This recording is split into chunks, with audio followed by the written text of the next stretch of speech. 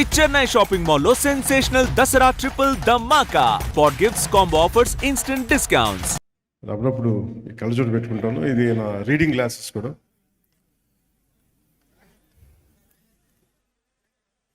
Please settle down fast please. Harish, settle down. కూర్చోండి ఎంతసేపు.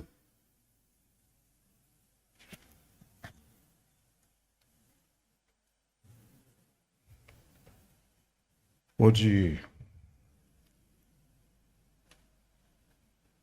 విజయం సందర్భంగా ఇక్కడికి విచ్చేసిన మీడియా మిత్రులందరికీ, స్నేహితులకి, సోదరులకి, సోదరిమణులందరికీ ఓజీ యూనిట్ తరఫున మీ అందరికీ నా హృదయపూర్వక నమస్కారాలు. హృదయపూర్వకంగా స్వాగతం తెలుపుతున్నాను. మా అందరికీ ఇది చాలా చక్కటి అనుభూతి. చాలా అరుదుగా సినిమాలు హిట్ అవుతాయి, గ్రేట్ కలెక్షన్స్ ఉంటాయి, కానీ ఒక సెలబ్రేషన్ లాగా ఒక సినిమా రిలీజ్ అయితే అది జరగటం చాలా తక్కువ సార్లు జరుగుద్ది. అలాంటి అరుదైన అవకాశం మాకు లభించినందుకు మనస్ఫూర్తిగా ప్రేక్షకులందరికీ, అభిమానులందరికీ, కొన్ని దశాబ్దాలుగా మీరు ఎలా అయితే చూడాలనుకుంటున్నారో అలాంటి సినిమాని సుజిత్ గారి ద్వారా రావటం, తమన్ దానికి జీవం పోయటం వారందరికీ, అలాగే రవికి చంద్రన్ గారి అద్భుతమైన ఫోటోగ్రఫీ, ఇమ్రాన్ హష్మి గారు, ప్రియాంక మోహన్ జీ, శ్రేయారెడ్డి గారు, అర్జున్ దాస్ జీ, ప్రకాష్ రాజ్ గారు, సౌరవ్ లోకేష్, తేజ్ సప్రూజీ, రాహుల్ రవీంద్రన్ జీ, వెంకట్ గారు, సుదీప్ నాయర్, హరీష్ ఉత్తానం, అభిమన్యు సింగ్ గారు అండ్ ఉపేంద్ర గారు, ఇంకా నటులందరికీ కూడా ప్రత్యేకించి ప్రతి ఒక్కరికి నా హృదయపూర్వక ధన్యవాదాలు. అలాగే యాక్షన్ మాస్టర్స్లో విజయ్ గారికి, పీటర్ హైన్స్ గారికి, దిలీప్ సుబ్రాయన్ గారికి, కెవిన్ కుమార్ గారికి, కీచా కంపాక్ ది థాయ్ ఫైట్ మాస్టర్ గారికి, జూజీ గారికి, సుప్రీం సుందర్ గారికి నా హృదయపూర్వక ధన్యవాదాలు తెలియజేస్తున్నాను.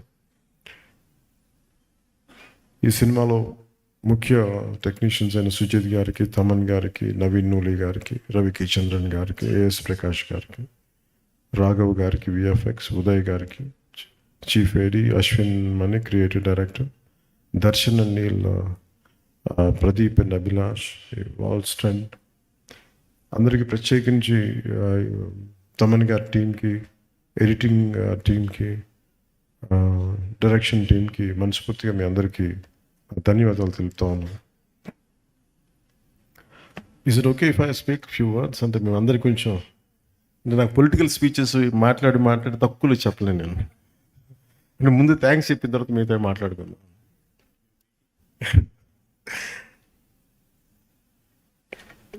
ఫిల్మ్ నాకు ఎప్పుడు మేబీ పాలిటిక్స్లో ఉండొచ్చు,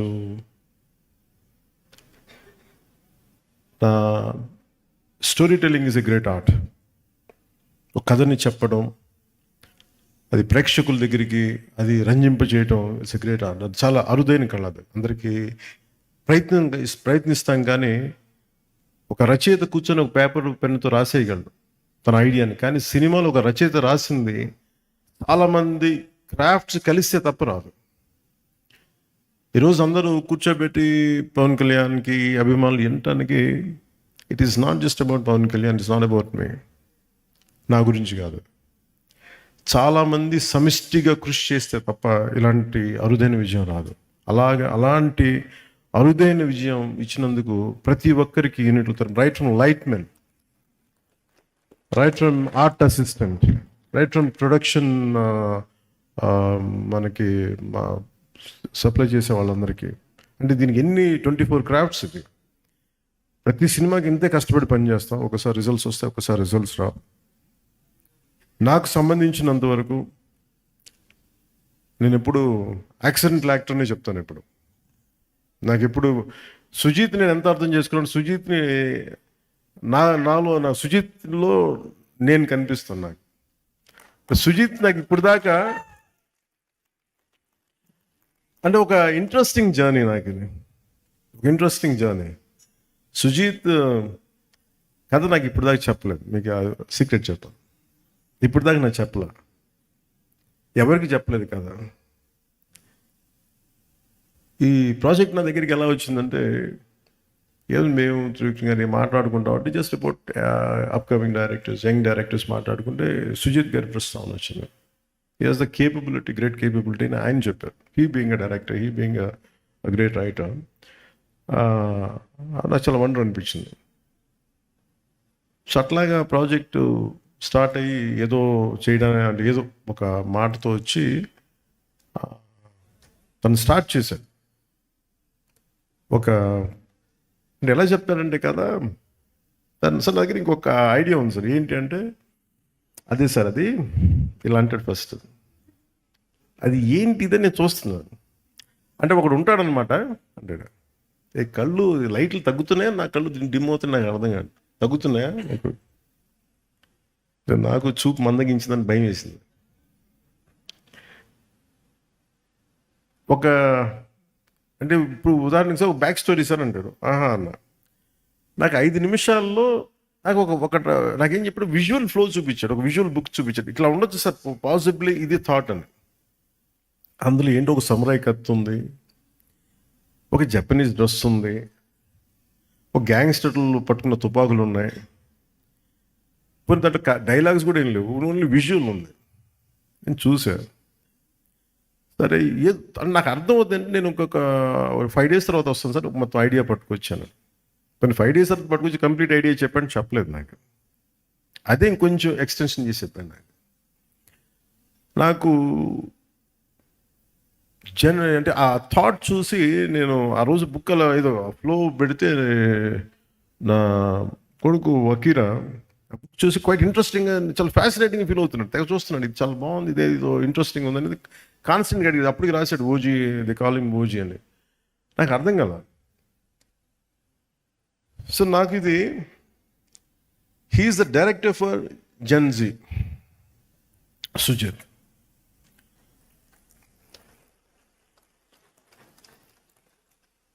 అంటే టఫ్ ఫిల్మ్ మేకింగ్ ఇది. అంటే ఒకళ్ళకి మన మనసులో ఉన్న ఐడియాని, అంటే ఒక రచయిత కానీ దర్శకుడు కానీ ఇద్దరు ఒకటైతే ఏం ఆలోచిస్తారంటే, ఈ క్యారెక్టర్లో ఉంటే బాగుంటుంది, దానికి రీ రికార్డింగ్ ఉంటుంది, భావం అతని మనసులోనే తెలుస్తుంది, ఎవరికి తెలియదు. అది ఆ షార్ట్ ఇలా పెడతారు, అది చెప్పలేము అది అప్పటికి. సో నాకు ఇవన్నీ చూసి నాకు ఏమనిపించిందంటే, నా ఫార్మేటివ్ ఇయర్స్ నాకు గుర్తొచ్చినాయి, చాలా ఫార్మేటివ్ ఇయర్స్ గుర్తొచ్చినాయి. నా 2021లో ఉన్నప్పుడు నా విజువల్, నా మైండ్ అసలు ఎక్స్ప్లోడింగ్ ఉండేది విజువల్స్ తోటి. ఇప్పుడు ఎవరితోనో మాట్లాడతామంటే, నువ్వే కొత్త, నీ ఐడియాలు కొత్త, నువ్వేం పని చేస్తావు అనేవాళ్ళు మా ఇంట్లో. ఓ పని చేయి, నువ్వే యాక్ట్ చేసుకుని నువ్వే చేసుకో, ఇప్పుడు భవిష్యత్తులో చూద్దాం అప్పుడు. అలాగా నా కెరీర్ అలా స్టార్ట్ అయ్యి నేను షార్ట్ ఫిల్మ్స్ తీసేవాడిని. ఈ న్యూయార్క్లో ఒక ఫిల్మ్ అప్రిసియేషన్ కోర్స్కి వెళ్ళడానికి, ఒక 3 month కోర్స్కి వెళ్ళడానికి ఒక షార్ట్ ఫిల్మ్ చేయమంటే అలా చిన్న షార్ట్ ఫిల్మ్ చేశాను. అలా నాకు ఈ చిన్న షార్ట్ ఫిల్మ్ ఫెస్టివల్స్కి వెళ్ళడానికి ఇవన్నీ నాకు అలవాటు అయిపోయి, అది నాకు కనిపించాడు. సుజిత్ అప్పటికి ప్రభాస్ గారితో సినిమా తీశాడు, ఇవన్నీ తెలిసినప్పటికీ కూడా నాకు, బట్ తనలో ఉన్న ఎంతూజియాజం ఎలా అనిపించింది అంటే, చాలా క్వైట్ కంటేజియస్. అబ్బాయి ఏదో చెప్తున్నాడు కానీ భావం పూర్తిగా చెప్పలేకపోతున్నాడు, కానీ లోపల ఎంత ఉంది, అది it's like a volcano which is ready to explore. So నాకు అది కనిపించేది చూసి ఈ ఫిలిం స్టార్ట్ చేసినప్పుడు ఎవరిని రూపం చేయాలంటే, మళ్ళీ ఒక సెల్యులాయిడ్ పోయెట్ రవికే చంద్రన్ గారు రైట్ అనిపించింది సినిమాకి. అంతకుముందు ఆయనతో భీమ్లా నాయక్ చేసినప్పుడు నాకు ఆయన గురించి ఎప్పుడు తెలుసు. నాకు భీమ్లా నాయక్ ఆయన చేసినప్పుడు వారిని అప్రోచ్ అవ్వడం జరిగింది. ఆయన ఈ డిస్కషన్లో ఈ సినిమాని ఇలా చేయొచ్చు అని మాట్లాడుతూ, టుగెదర్ తమన్ మన సుజిత్ గారుని రవికే చంద్రన్ గారు కూర్చోబెట్టి దీన్ని ప్రాబబ్లీ దీన్ని 80s 90s చేసి మరింత బాగుంటుంది అనిపించింది. దట్స్ హౌ ఆ లుక్ కొత్తగా వచ్చింది దీంట్లో. అలాగే నాకు ఈ పర్టికులర్ ఫిల్మ్ సక్సెస్ సెలబ్రేషన్ చేసుకున్నారు ఆఫ్టర్ అంటే ఈ జానీ పెట్టగానే నేను చెప్పా అది ఆల్రెడీ ఫెయిల్ అయింది, దానికి మళ్ళీ ఒకవేళ తేడా పడితే మళ్ళీ నాకు తేడా, నా భవిష్యత్తులో మొత్తం మూసేస్తున్నా భయం ఉండేది నాకు. ఒకసారి నమ్మి చేసేయటమే. నేను ఎప్పుడు భయపడలేదు సినిమా సక్సెస్ కానీ ఫెయిల్యూర్కి కానీ. ఈవెన్ రీసెంట్ హరిహర వీరమల్లకు కూడా ఎప్పుడు బెస్ట్ ఇస్తాం. నేను ఎప్పుడు ఏం కోరుకుంటానంటే ఈ సినిమాని, నాకంటే ఇంతమంది సింగర్స్ ఉన్నారు, డైరెక్షన్ టీం ఇంతమంది, ఇంక్లూడింగ్ లిరిక్ రైటర్ లాంటి విశ్వ నాకు గోకులంలో సీత ఫంక్షన్కి అనుకుంటా కూర్చోబెట్టి, నాకు ఇతని అబ్బాయి ఇంగ్లీష్లో చాలా పాటలు పాడతాడు, నాకు మైకేల్ జాక్సన్ చాలా ఇష్టం, ఇలా బిల్లీ జీన్ పాట పాడతాడంటే అతను కూర్చోబెట్టి పాడించాం ఆ రోజున. సో అలాంటి ఈ రోజున కూర్చోబెట్టే మంచి ఈ లిరిక్ రైటర్గా ఈ సినిమాకి ఇంత సక్సెస్ అందించడం అంటే నాకు ఒక ఆ జర్నీ తాలూకు గ్రోత్ అర్థమవుతూ ఉంటుంది. అంటే ఎక్కడో ప్రారంభమై మనందరం చిన్నగా ప్రారంభమై ఒక 2 decades తర్వాత హౌ డు వి ఎక్స్పాండ్, ఆ గ్రోత్ నాకు చాలా ఆనందాన్ని ఇచ్చింది.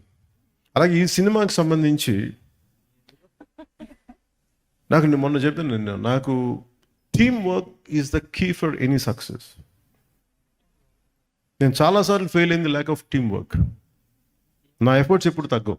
నా ఎఫర్ట్స్ ఈ సినిమాకి ఎంత పెట్టిన అన్ని సినిమాలకి ఇంత పెట్టి ఒక ఇంచు కూడా, ఇన్ఫాక్ట్ చెప్పాలని నాకు అంత బరువు ఇవ్వలేదు సుజిత్ ఈ సినిమా మేకింగ్లో.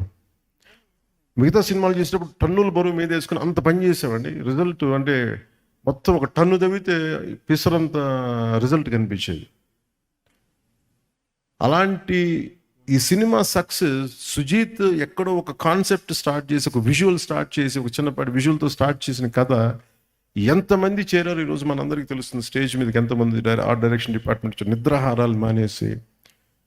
అలాగే తమన్ అంటే brilliant piece of work. Thaman నాకు ఎలా తెలుసు అంటే, మణిశర్మ గారి దగ్గరికి నేను మ్యూజిక్ సిటీస్కి వెళ్ళినప్పుడు ఒక యంగ్ ఒక కీబోర్డ్ ప్రోగ్రామ్ అని మీకు పరిచయం చేస్తాను చెప్పి తీసుకొచ్చేలా చేసాడు. ఇట్లాగే ఉన్నాడు అప్పుడు కూడా, అదే జోష్ అదొకటి ఎప్పుడు ఊగుతూ ఉన్నాడు, ఏదో ఊపేద్దాం ఉన్నాడు. సో నాకు కూర్చోబెట్టి ఇప్పుడు ఆ గుడుంబ శంకర్లో ర్యాప్ సాంగ్ ఒకటి ఉంటుంది, అది కూర్చోబెట్టి గంగయ్యమన్ గారి అబ్బాయి చేత పాడించి. సో అంటే నాకు ఆ రోజు నుంచి దాని ఇండివిజువల్ మ్యూజిక్ డైరెక్టర్ అయ్యి and phenomenal music. But Thaman has done is magical job. Magical చెప్తాను చేస్తుంది. అలాగే నవీన్ నూలి గారి ఎడిటింగ్ ఎంత డిఫికల్ట్ ఎడిటింగ్ అంటే ఇది. అంటే కథ చాలా చిన్న కథ, పెద్ద కథగా గొప్ప, కానీ కథను చాలా గొప్పది. ఎలా చెప్పాలి ఈ కథని, ఎప్పుడు చెప్పాలి, ఎంత పాయింట్లు చెప్పాలి. ఇందాక సుజీత్ చెప్పినట్టుగా హీరో ఎలివేషన్, అందరు హీరో ఎలివేషన్ చూస్తున్నారు. పవన్ కళ్యాణ్ ఎలా చూపించారు నాకు అది చెప్పలే. ఒక తండ్రి కథ చెప్పాడు, ఒక నాన్న కథ చెప్పాడు. అంటే వీటన్నిటి యాక్షన్ వెనకాల ఒక ఇద్దరు, ఒక భార్యాభర్తలు కదా, చిన్న కుటుంబం కదా, అది అందరూ యాక్షన్ ఎలివేషన్ చూస్తున్నారు. కానీ నేను సుజీత్లో ఆ సెన్సిటివ్, ఆ డ్రామాని చేయగలిగే ఒక గొప్ప దర్శకుని చూశాను నేను ఈ సినిమాలో. అలాగే ఏఎస్ ప్రకాష్ గారి ఆ పీరియడ్ తీసుకెళ్ళడానికి మనస్ఫూర్తిగా మీకు చాలా చాలా బాగా చేశారు ఏఎస్ ప్రకాష్ గారు.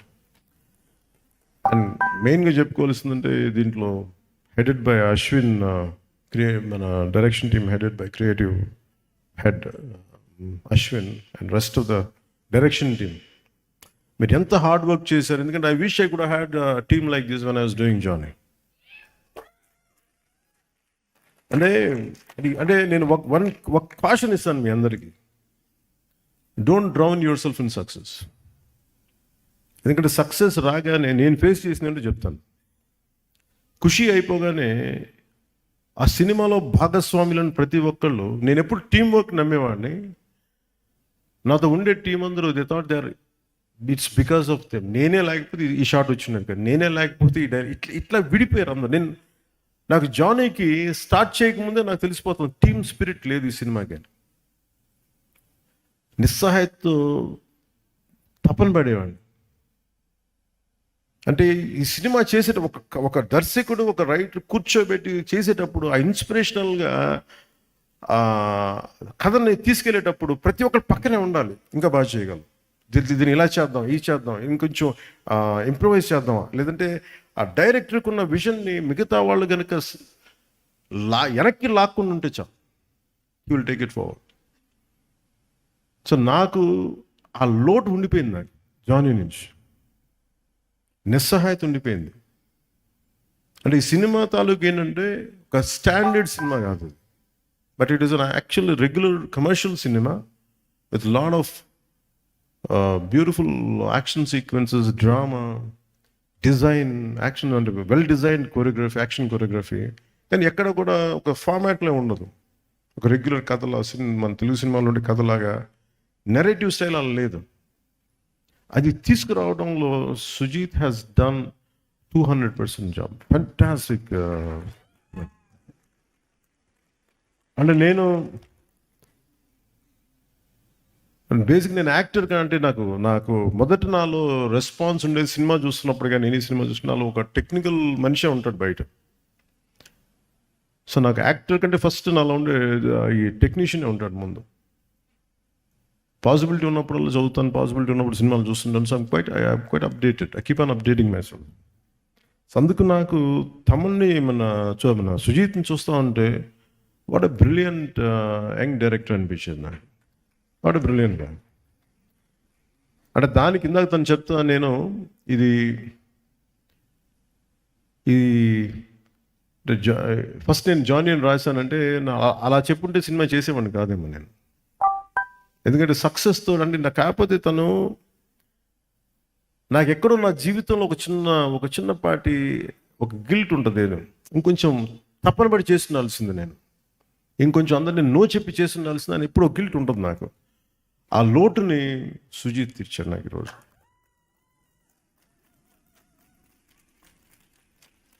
అలాగే మీ టీం అందరికీ కూడా today this success, especially for direction team, editing team, anyone who, all the newcomers, all the youngsters, I wish you bright future. అంటే థండరస్ ఫ్యూచర్ని కోరుకుంటున్నాను మీ అందరు. కాదు ఒక్కటి గుర్తుపెట్టుకోండి, don't get carried away by success. సక్సెస్లో వస్తాయి, వెళ్ళిపోతాయి. It's not about collections, it's not about thing, it's how well you have the ability to tell a story.